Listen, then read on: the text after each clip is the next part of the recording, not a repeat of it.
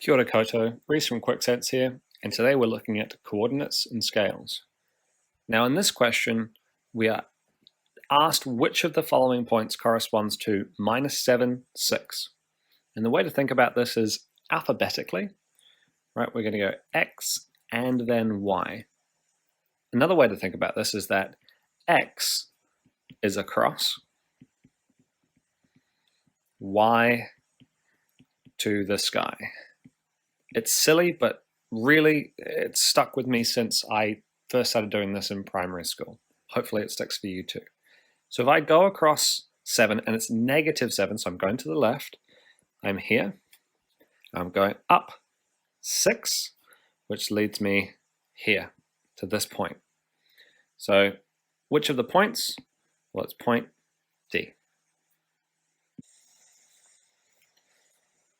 In this next question, we are given a quadrilateral, or the coordinates for the corners of the quadrilateral, and we're asked about connecting the diagonals and figuring out where they intersect. So first of all, what does that mean? Well, if I have a quadrilateral here, and I were to connect the diagonals, well, they meet at this point here, and we call that the point of intersection.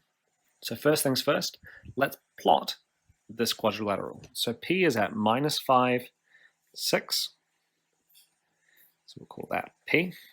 Q is at 8, 8. R is 5 -4, and S is -1, -10, down here. So let's connect these up, see if the software will do it for me. You will obviously have a ruler with you. Perfect. It's a bit of a wonky quadrilateral, but that's okay, because what we're going to do now is connect up.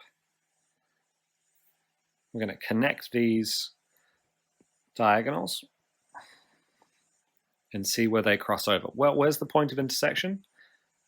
It looks like it's there. And remember, the software I'm using is not perfect, so we have to allow for some human error, but that's the point of intersection, and it is at, well, that's 3, and that's -2. So the point of intersection